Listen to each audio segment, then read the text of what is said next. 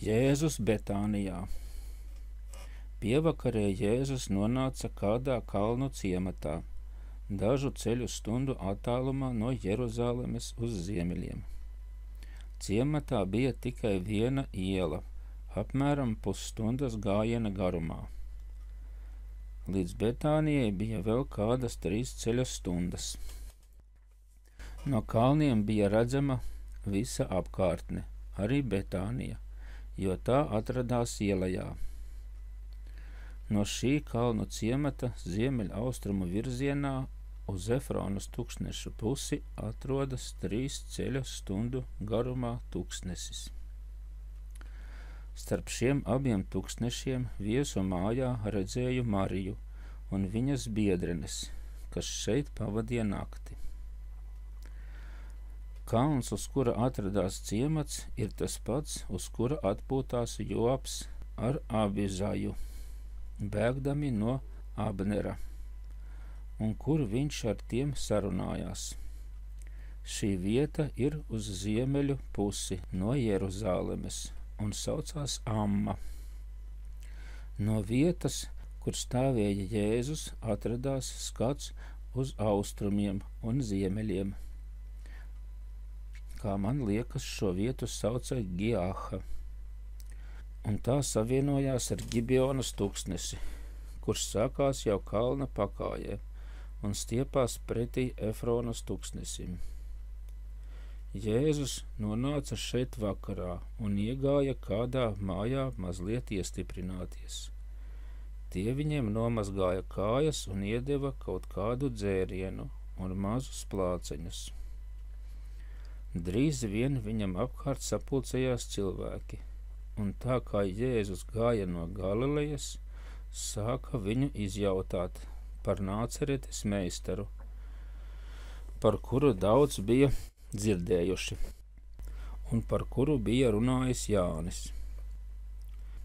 Jautāja arī, vai Jāņa kristība ir laba.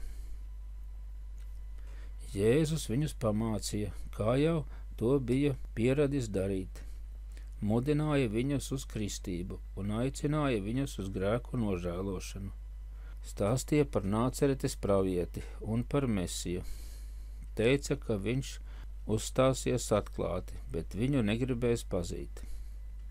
Viņu vajās un apvainos. Tomēr ir jāpārdomā par visu, jo paredzētais laiks jau tuvojas.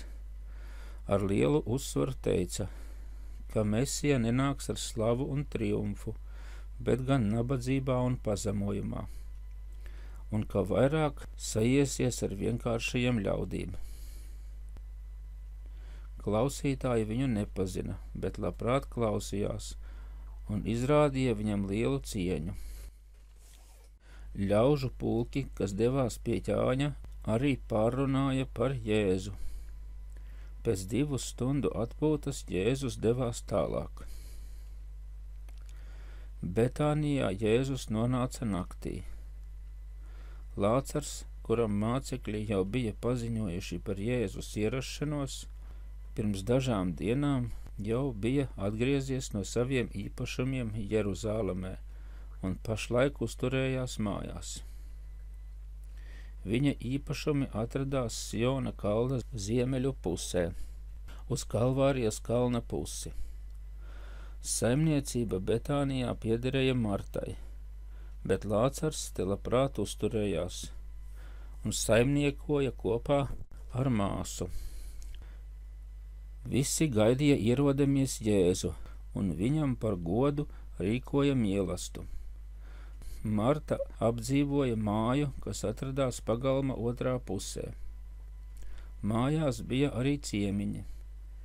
Pie Martas ciemojās Serafija, Veronika, Marija, Marka un vēl kāda vecāka sieviete no Jeruzālemes.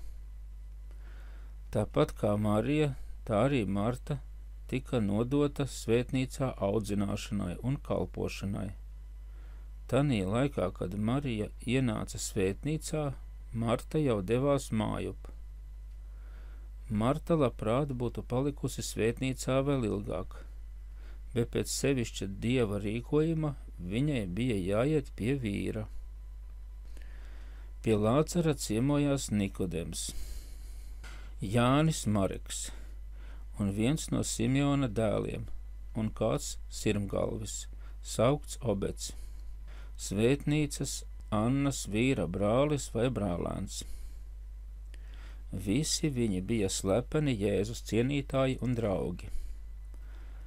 Daļēji caur Jāņa Kristītāja stāstījumu, daļēji pēc radinieku liecības un pēc Simeona un Annas pravietojumiem. Nikodēms bija pētošs un domājošs cilvēks, kurš ilgojās pēc Jēzus un vēlējās viņu redzēt. Viņus visus Jānis jau bija nokristījis. Viņi labprāt pieņēma Lācara ielūgumu un ieradās pie viņa slepus.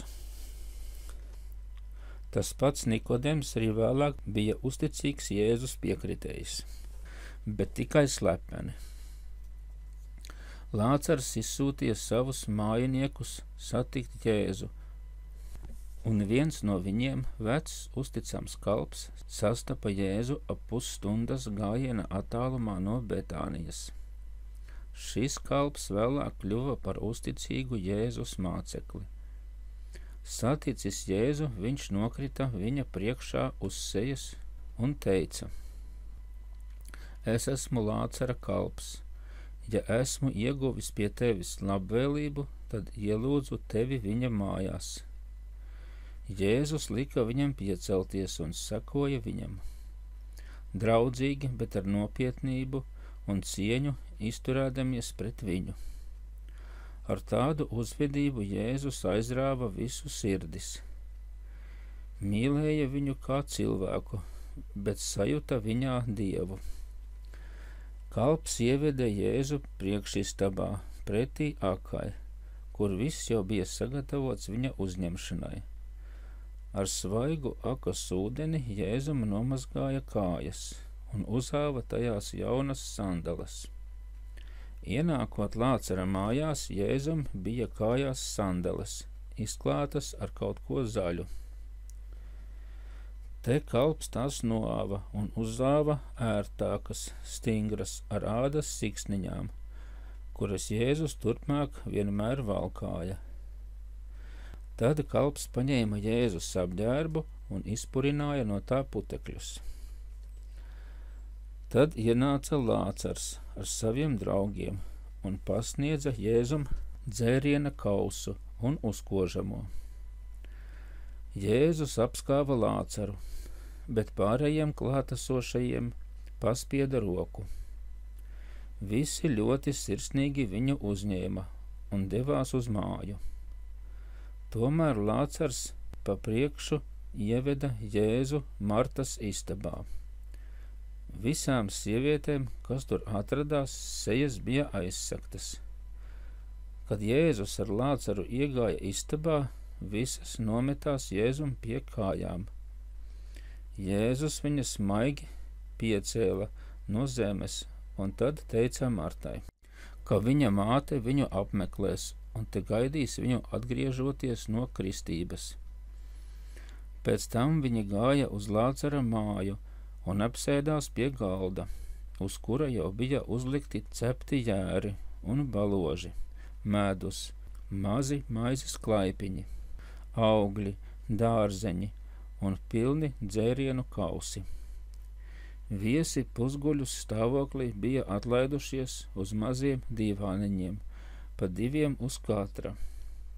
Sievietes ēda atsevišķi priekšnamā. Jēzus pirms maltītes lūdzās un svētīja ēdienus. Maltītes laikā Jēzus bija ļoti nopietns, gandrīz noskumis. Saviem galda biedriem teica, ka tuvojas viņam ļoti smags laiks un ka uzsāk smagu ceļu, kurš ļoti ļauni beigsies. Mudināja viņus, lai neskatoties ne uz ko, tie paliktu viņam uzticīgi, ja arī viņiem nāktos daudz ciest. Jēzus runāja tik aizkustinoši, ka visi sāka raudāt, taču nevarēja viņu pilnīgi saprast un nenojauta, ka viņu vidū atrodas Dievs. Nekādi nevaru iedomāties viņu nezināšanu, jo pati esmu tik stipri pārliecināta par Jēzus dievišķo sūtniecību. Es bieži iedomājos, kāpēc tiem cilvēkiem tas netika tikpat skaidri paskaidrots kā man. Es taču skaidri redzēju, kā Dievs radīja pirmo cilvēku, kā no viņa miesas izveidoja Ievu, un kā Dievs viņus savienoja ar laulības saitēm un viņu skumīgo grēkā krišanu. Dzirdēju viņiem paradīzē doto solījumu, ka tiks sūtīts Mesija. Redzēju cilvēku izplatīšanos pa visu pasauli. Redzēju apbrīnojamo žēlastību, kuru Dieva providence sūtīja nākamajai pestītāja mātei. Redzēju pestīšanas ceļu kā dzirksteli pārskrienot pāri visai Dāvida ciltī līdz pat Marijas vecākiem. Redzēju beidzot eņģeļa sludināšanu Marijai un debesu spožumu, kas ietvēra Mariju bezvainīgās ieņemšanas brīdī. Es, nabaga grēciniece, nekādi nevaru saprast, kā šie svētie Jēzus biedri un draugi ar savām acīm, skatot Jēzu, cienot un godinot viņu, tomēr negrib ticēt viņa dievišķajai sūtniecībai. Atzīst gan viņu par Mesiju, bet ne par Dievu. Cer, ka caur viņu atgriezīsies Dāvida namā valdnieks. Viņiem Jēzus arvien ir tikai Jāzepa un Marijas dēls. Neviens nenojauš, ka Marija ir jaunava, jo par pārdabisko Jēzus ieņemšanu neviens nezin. Viņi nezināja arī par derības šķirsta noslēpumu. Viņiem likās pilnīgi pietiekoši, ka tie viņu mīlēja un cienīja.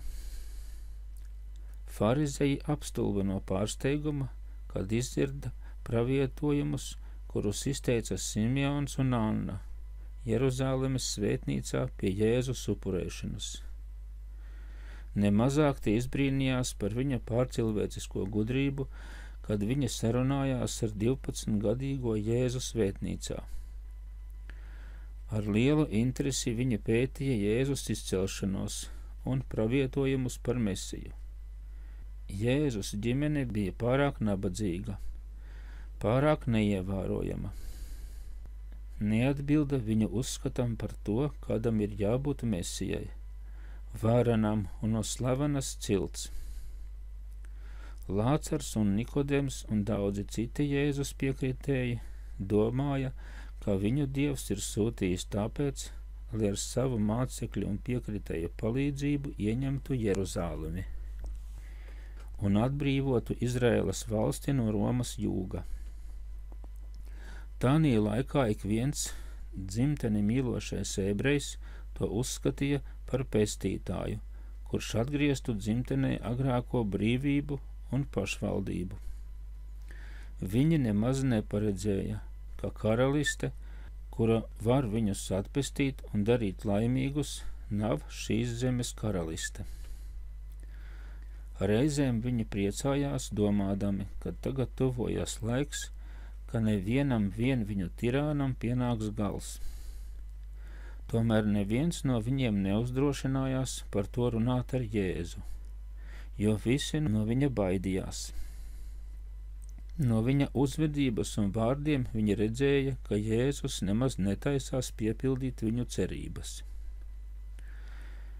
Pēc maltītes visi iegāja lūgšanu istabā, un te Jēzus nolasīja pateicības lūgšanu, jo bija pienācis viņa sūtniecības laiks. Visi bija ļoti aizkustināti, un visiem no acīm tecēja asaras, sevišķi sievietēm, kuras stāvēja aizmugurē. Pēc tam nolasīja vakara lūgšanu. Jēzus svētīja klātesošos, un Lācara pavadīts devās pie miera. Vīriešiem bija iekārtotas atsevišķas guļamistabas lielā, plašā telpā, un tās bija gaumīgāk iekārtotas nekā parastās mājās. Gultas vietas nebija saliktas kā citur un nestāvēja taisni uz zemes, bet uz paaugstinājuma. Gultai priekšā bija viegla sieniņa ar rastotu augšdaļu, izgraznota ar aizkaru un bārkstīm.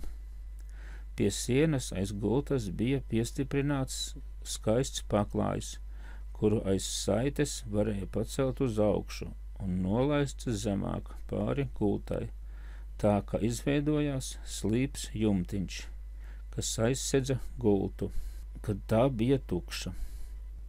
Pie gultas atradās zems kāju soliņš, bet nišā bija ievietots mazgājamais trauks, virs kura atradās lielāks trauks ar ūdeni un 2 mazāki trauki, ar ko ūdeni ieliet un izliet. Pie sienas karājās lampa un pie tās dvieles. Iegājis kopā ar Jēzu guļamistabā, Lācars iededza lampu, nometās ceļos Jēzus priekšā, kurš viņu atkal svētīja, un tad devās uz guļamistabu. Vājprātīgā Lācara māsa, klusā Marija, pavisam neparādījās, jo viņai vispār nepatika sarunāties ar cilvēkiem. Citu klātbūtnē viņa klusēja un lūkojās zemē. Vārdus sakot, vairāk izskatījās pēc nedzīva tēla, par kura dzīvību liecināja tikai pieklaiga palocīšanās sasveicinoties.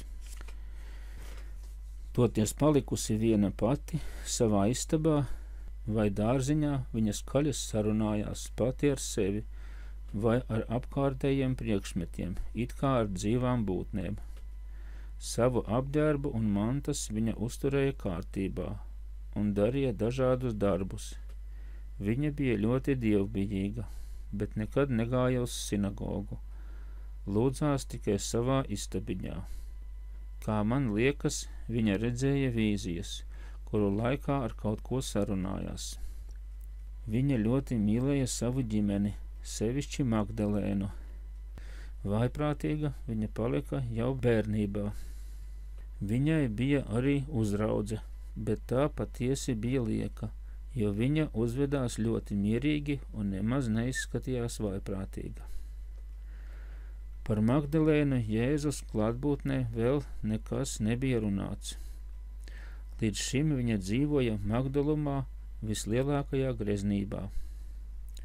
Tanī pašā naktī, kad Jēzus ieradās pie Lācera, redzēja, kā vissvētākā jaunava, Joanna Husa, Marija Kleofa, Atraitne Leja un Marija Salome gulēja viesu mājā 5 ceļu stundu attālumā no Betānijas, starp Giebijas un Efraimas tuksnešiem.